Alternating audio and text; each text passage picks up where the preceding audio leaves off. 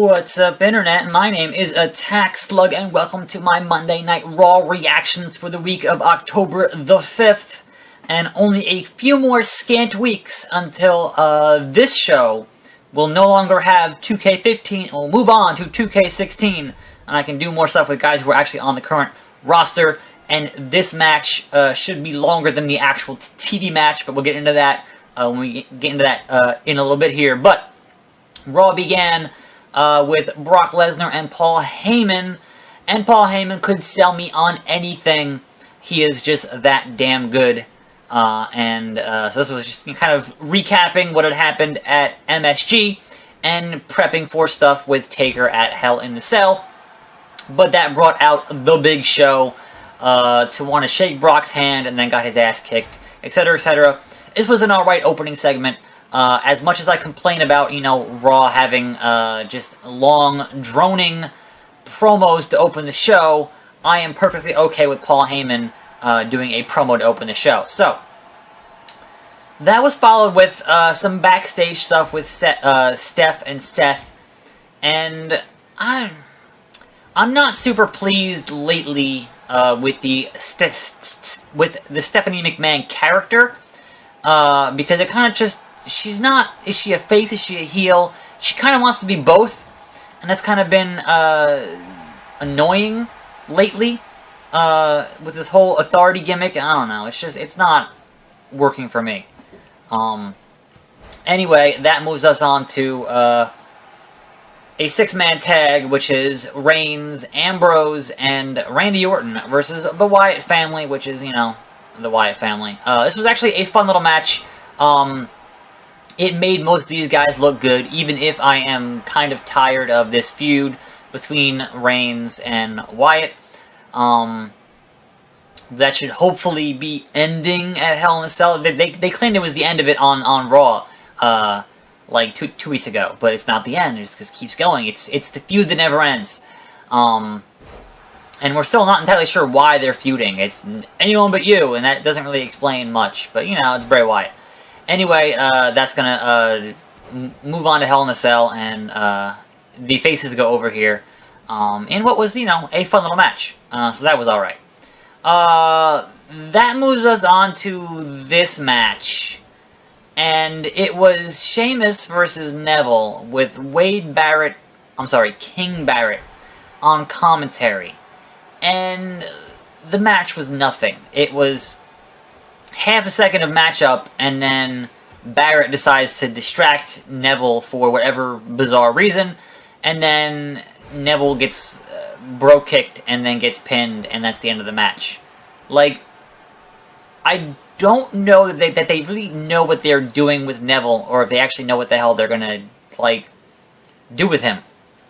And so having Barrett do a distraction finish, is he feuding with Sheamus? Is it going to be another Barrett-Neville feud that's going to go nowhere because they don't know what to do with Neville because he's not tall enough, or whatever else. It's... Granted, they could have some good matches, but Barrett's just been kind of circling the drain in the mid-card, and in this whole, he found a thing that actually made him connect with the audience, and they just kind of, no, you can't do the bad news thing anymore. It's dumb. Anyway, speaking of things that are kind of dumb, and whatever else, we had a Kane-Seth Rollins promo thing that finally establishes the fact that we're going to have Kane versus Rollins at Hell in a Cell for the world title, which is, going to be the third most important match on that show. In all honesty.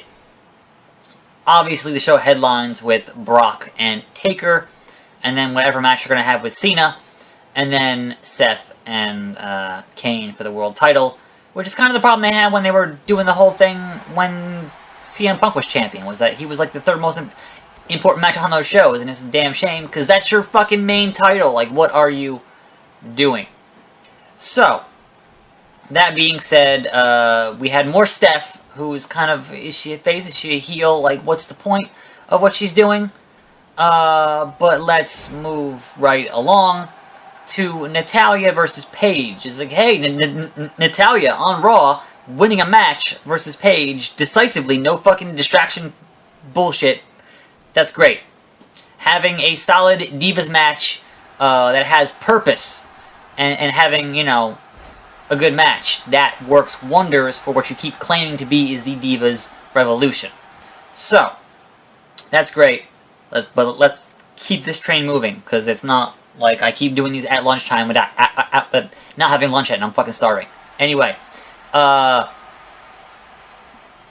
wait, what? I missed it. He made him tap out? Is that what? Anyway, Ryback video package. Well, let's get into this, and then I'll get into that. So, a Ryback video package, which really just highlighted what you should be doing with Ryback. Don't have Ryback in the ring talking about how a book changed his life. Just have him be a monster and just run through guys. Have him be the Ultimate Warrior. Have him just be intense and awesome, and that works for Ryback. So, but basically, they had a video package that was pretty much highlighting that stuff, and that was great. That moves on to Kevin Owens versus Sin Cara, and say what you want about Sin Cara, and whatever. But Kevin Owens knows what it takes to be an effective heel. Kevin Owens is good at his job.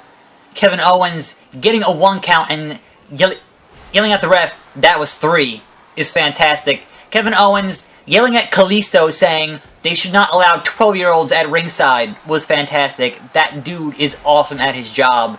So hopefully he gets to keep holding the IC title and having fantastic little matches on Raw.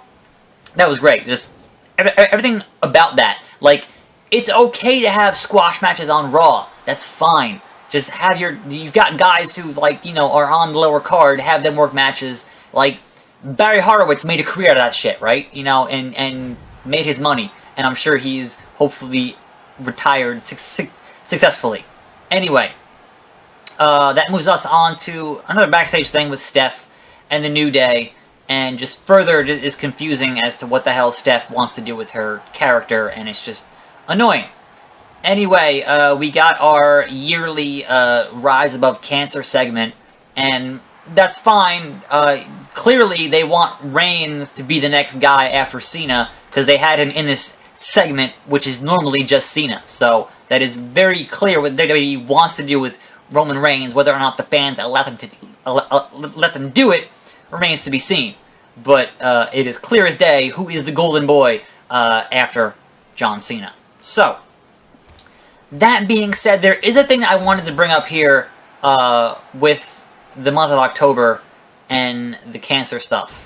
In that, I wish they would let all the heels be heels.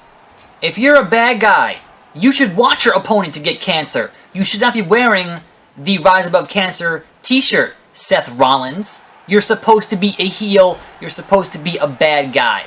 So that's kind of... Thankfully, Kevin Owens wasn't wearing that stuff because he understands that his character is a heel and should be hated. That's how it should work. It's wrestling.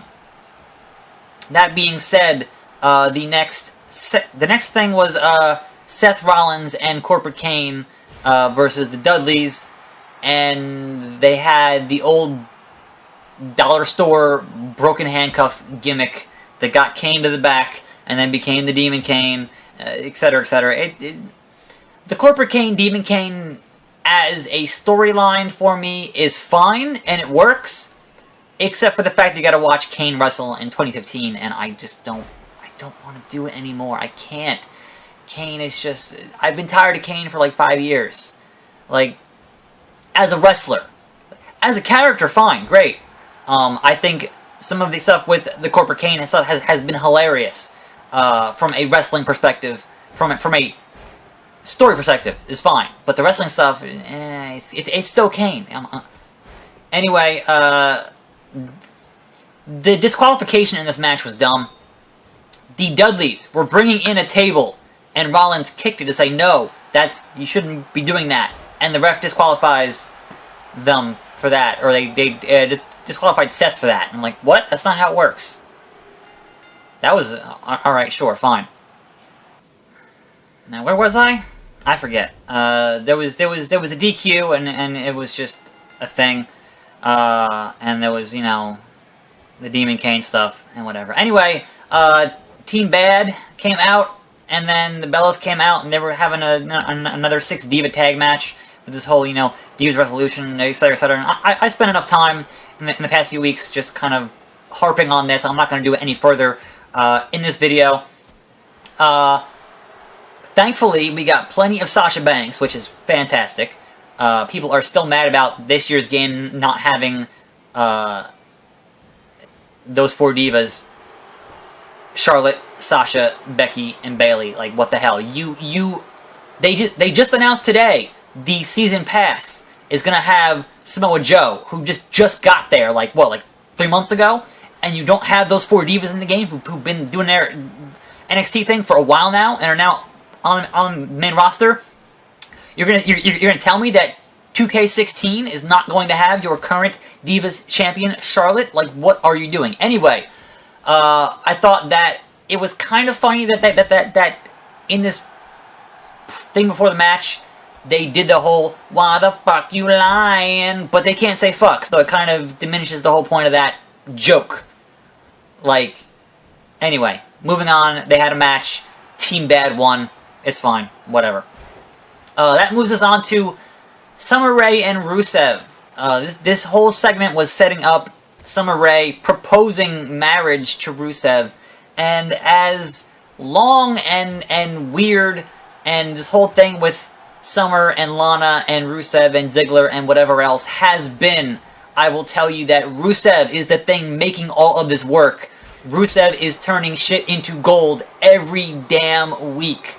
So as much as I want to hate on this whole angle, this whole like 4 or 5 month angle, I can't hate on it because Rusev is just making it amazing each and every week. Anyway, the main event, John Cena, US Open Challenge. Who's gonna respond? Dolph Ziggler's music hits, but it is not Dolph Ziggler, it is The New Day, who apparently beat the crap out of Dolph Ziggler. And hey, if they're a team of heels, you know, and they should not be wearing those cancer shirts, but if they're a team of heels, having them actually have bite, you know, and not just be comedy heels, is a great way to do that. Fantastic.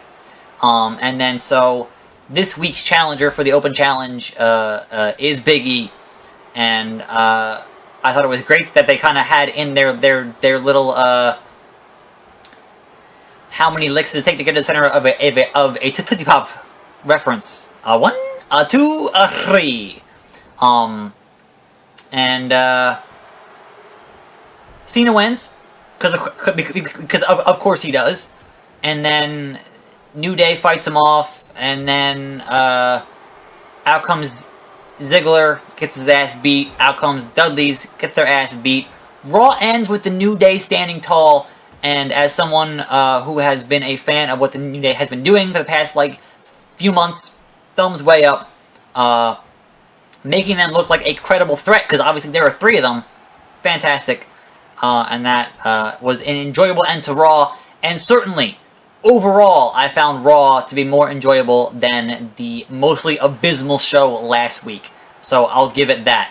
Less distraction finish bullshit, more wrestling matches, more character motivation, and pushing stories forward and not just spinning your wheels. So I will give it that. So, that is my Raw reaction, I guess review, I don't know, video for the week of October 5th, 2015. It is now past my lunchtime, so I'm going to have some lunch here. This match is going to play out, whatever. And I'll see you next time, and next week, and Brock wins, because of course he does, right here on this channel. And I'm out!